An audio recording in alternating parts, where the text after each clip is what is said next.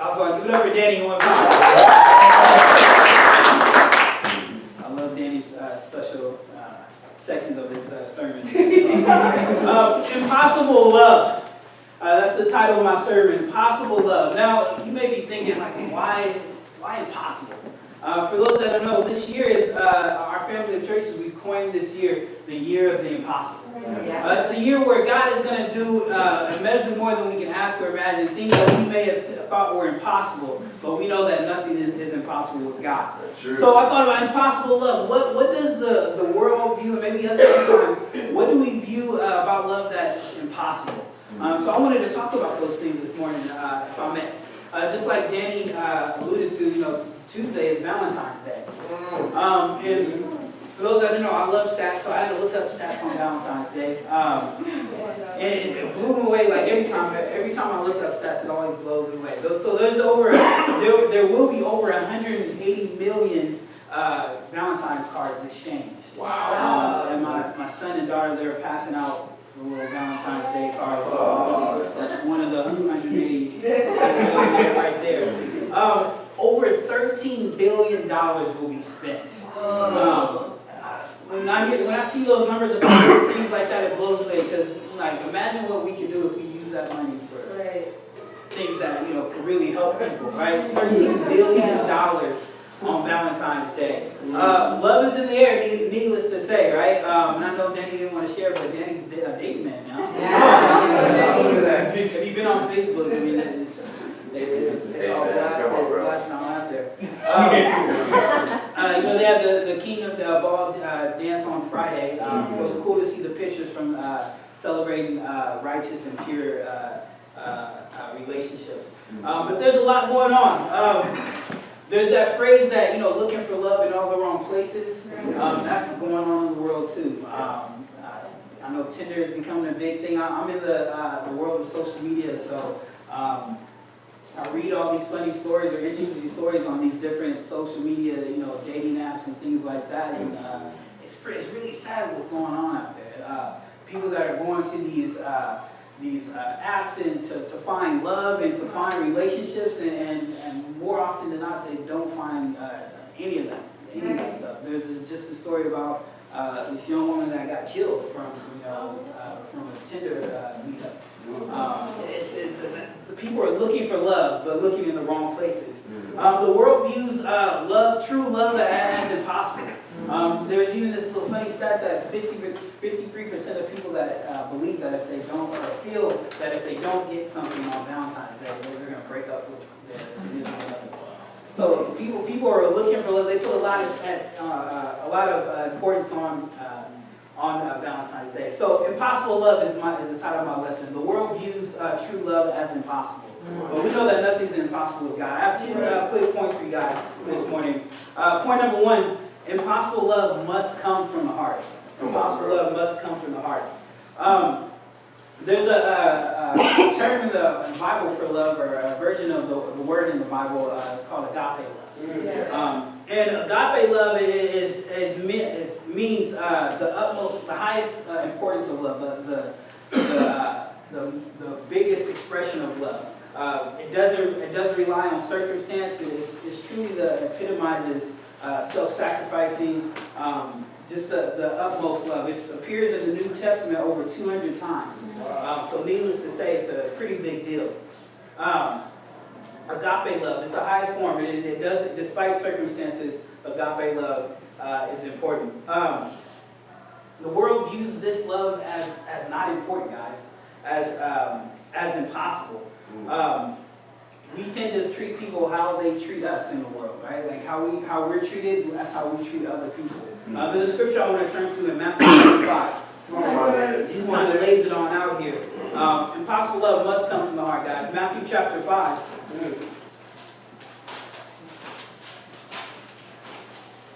Starting in verse 43. Come on, bro. Verse 43 says, "You have heard that it was said, love your neighbor and hate your enemy." And we can stop right there. Now, this was how people lived back then. Love your neighbor, hate your enemy. Now, that's definitely not agape love. It says love, that's how people lived back then before Jesus came and kind of set the record straight. It says love your neighbors and hate your enemy. And that's exactly how the world lives right now. They love people that are close to them. We tend to really latch on to people that are easy to love, people that kind of think and view same views as us. But anything opposite, we hate those people. We've seen that this year, guys. And again, just how Joe was texting me, there's protests going on about the U.S. there where they can't even leave. Here in the United States, there's protests. I work downtown, and it seems like every other day downtown there's some protests in City Hall. People are just up in arms about something. There's a lot of hate going on in the world. Jesus recognized the same thing. It said, love your neighbor, hate your enemy. In verse 44, but I tell you, love your enemies and pray for those who persecute you, that you may be sons of your Father in heaven. He causes his sun to rise on the evil and the good, and sends rain on the righteous and the unrighteous. If you love those who love you, what reward will you get? Are not even the tax collectors doing that? And if you greet only your brothers, what are you doing more than others? Do not even pagans do that? Be perfect, therefore, as your heavenly Father is perfect. Here Jesus let them know, hey, I'm setting the record straight. You need to love everybody. Love your neighbors and your enemies. I know for us, how this relates to us is, are there people in your life that you are estranged from? That fall into the category where you may not want to label hate, but you know it's definitely not love. Are there people in your lives where, hey, I know that I treat this person differently than, people that are in my core group? You said, hey, you need to show agape love to every single person in your life. There's another interesting study, and I'm surprised that not more data has been collected on this subject, but it had to do with being estranged from people. I don't know, there's a lot of people that have gone years without talking to certain family members, certain friends. They're estranged. And there's a study that says about 50% of people have someone in their lives that they're estranged from, whether it's voluntary on their part or on the other person's part. There's a lot of people that are going on through life where they're just not talking to people. There's willingly cutting people off from their lives. I have a question for you. Is there anyone in your life where you're estranged from? Someone in your life where you know that, hey, I don't have love for that person. That I'm choosing just to distance myself from that person. Last week, the brothers, we got together for men's midweek. And it was a really great time. We got a chance to kind of talk about our lives. I definitely feel that when you know more about someone, it helps cultivate compassion. It helps you actually get closer to that person. So we got a chance to share our life, and I got a chance to kind of share my background. There's a time, due to certain circumstances when I was growing up, I was in a place in the foster home, with myself, my brother, and my sister. And it was during that time that, sadly, I was sexually abused in that foster home. And because of those circumstances, I grew a resentment towards my parents, namely my father. Because I felt like he left me there in that situation and that happened. And so there's a long period of time in my life where I just held on to that resentment. And I didn't really share with it until I was an adult. And I had to realize that I had to be reconciled. It was around the time where I was coming into my relationship with God, and I realized I need to be reconciled in my heart in this situation. I can't hold this resentment in. And it's the same way with being estranged. We have to reconcile those situations. Why is that? Turn with me to Matthew, in the same scripture, in verse 45 or 44, it says, "But I tell you, love your enemies and pray for those who persecute you." Verse 45, "So that you may be sons of your Father in heaven. He causes the sun to rise on the evil and the good." He says, love one another so that you may be sons of your Father in heaven. So here we see that reconciliation and love for everyone is directly tied to salvation. Like if you don't have love for everyone, if you don't have love for those that maybe have hurt you in the past, that you're estranged from, guys, you're not going to be with God in heaven. Right. You're not going to be with them in the end. It says you need to love everyone so that you can be sons of God. Sons of your Father in heaven. And that's something I had to reconcile in my heart. I know I need to talk to my father. And it was at that point I had a meeting, I had to sit down, and I was able to share with him, just the hurt that I had, the resentment I had in my heart. And it was an amazing time, amazing conversation. My relationship with my father just grew from that point, because I was able just to share everything that I had held in for over 20 years, 20 plus years. I encourage you guys, if there's something in your heart, if there's a relationship, it may not even be to the level of estrangement where you have to talk to someone. Maybe it's someone that's maybe here in this room, or someone that's a meeting away where you can sit down and really share what's going on in your heart. If there's someone that you're estranged from, that you're holding on, I implore you, get open, talk to that person. The Bible is very clear on love and agape love. And here, Jesus himself even says that if we don't love our neighbors and love our enemies with the agape love, then we cannot call ourselves sons of God. Amen. Turn with me to 1 John. And here's the thing, here's the extra kicker. So not only do we have to kind of face the music and realize that we cannot hold on to these grudges. Impossible love not only does it have to come from the heart, but it can't be just about words. In 1 John chapter 3, verse 18, come on, David. The Bible says, "Dear children, let us not love with words or tongue, but with actions and in truth." It can't be about words. That was another thing that kind of hit me. I'm like, okay, I've shared what I need to share. I've got everything on my heart. Now I actually have to put action to my words. I can't just say, okay, here's everything I'm feeling and just leave it at that. I need to show my love in my actions. I need to actually serve my Father. I need to actually spend time with Him. And that goes with people in my life. I actually need to spend quality time. I have to put my words into action. We can't be like that. I know it's very easy in America just to say things and not follow through and not to be men and women of action. Right. But the Bible is very clear on this too. We got to love with actions and in truth. How will you show agape love in action this week, guys? We're called to reflect Christ daily. How will we show that love in your daily walk? How will we show it this week? My challenge, guys, is to get after it this week. If there's people in your life, someone as I'm talking, as you're thinking of, I need to be reconciled to, go after it this week. Have those conversations. Really strive to show that agape love daily. Right. Because impossible love must come from the heart. Amen. Yeah. My second point: impossible love must make a difference. Impossible love must make a difference. Turn with me to Luke 11. Come on, David. And I'm definitely looking forward to the next time the brothers can get together and hear each other's story. It's such an important thing to do, to know where people are coming from, to be able to share. Definitely encouraged. In Luke 11, Come on, David. starting in verse 39,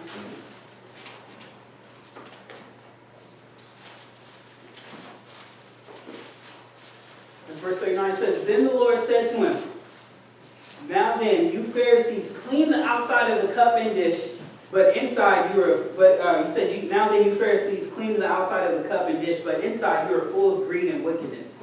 You foolish people, did not the one who made the outside make the inside also? But give what is inside the dish to the poor, and everything will be clean for you.'"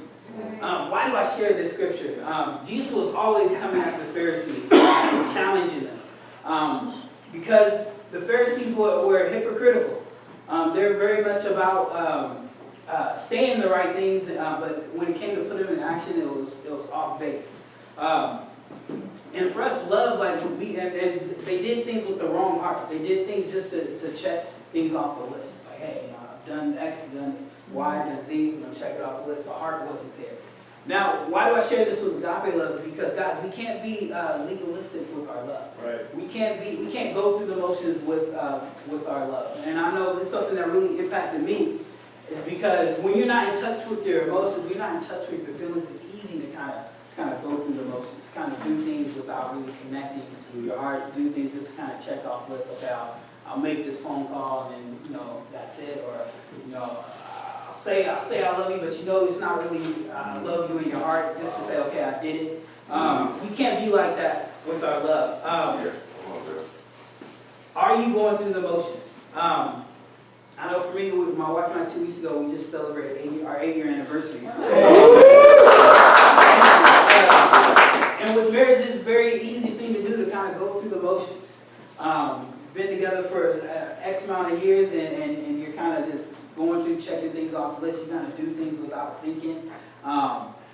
We can't be like that in our relationships. And I know my wife truly loves me because the last couple of days I've had like a back issue.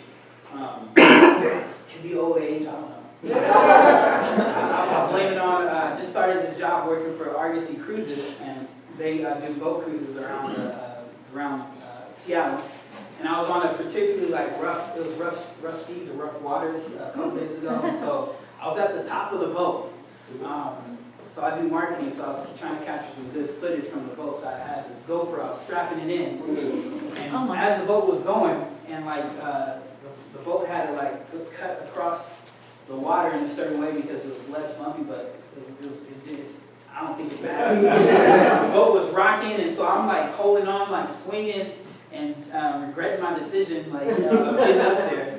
And then I get down, and as I'm walking home, my back is just killing me. Really hurt to the point where I could barely move a couple nights ago. And so my wife, she's pregnant, and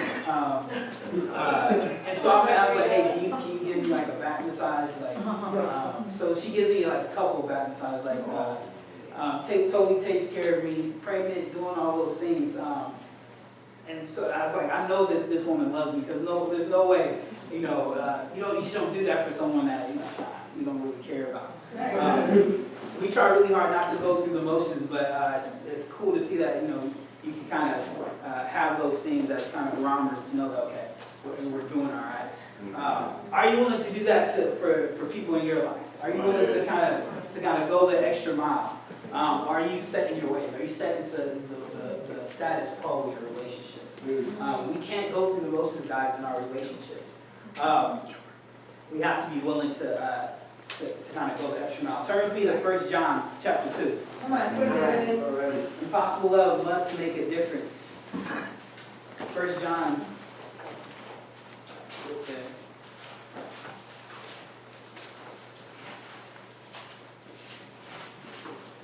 1 John chapter 2. In verse 15. It says, do not love the world or anything in the world. If anyone loves the world, the love of the Father is not in him. And the reason why I share this scripture may be well known to some people here in this room, but I read this with a new perspective because the love that he's talking about, where you shouldn't love the world, is the agape. He says, do not love the world like you should love God and his people. It's I realize that's something that's so important here, is that there are things in our lives that we can honestly put before our relationships, things that we can put before our relationship with God. Maybe it's, our quality time. Maybe it's our alone time. I know for me that's something that I have to battle with daily, just wanting to isolate myself, wanting to kind of just be selfish. What are things in your life that are challenging you to keeping you from loving God and his people with agape love? The Bible says we can't love the world with the love that we're called to love God and his people with. We have to be willing to sacrifice those things and set those things aside so that we can love people the way they're called to be loved. Amen? Amen. I want to challenge you guys to demonstrate that love this week. There's a quote that I want to read from Stephen Chosky. He says, we accept the love we think we deserve. We accept the love we think we deserve. And I think this is so true. We often tend to love people with the way we feel like we should be loved or what we feel has been displayed in our lives. But we have the Bible that shows us with the love that we're called to love other people with. Amen. We have the perfect example. We have to be willing to love from the heart, and we have to be willing to really invest and get in there and really go against the grain and go against the status quo in our relationship. Right. So guys, this week I hope you really take the heart and take a personal investment on your relationship. kind of see it. Have I been displaying the agape love that God calls me to display? Or have I been loving the world? Have I been loving things that aren't going to be beneficial? And I believe if we take that personal investment, if we really go after it, we'll see our relationships begin to change. We'll see our relationship with God taken to a new level. Amen. God be good. Come on.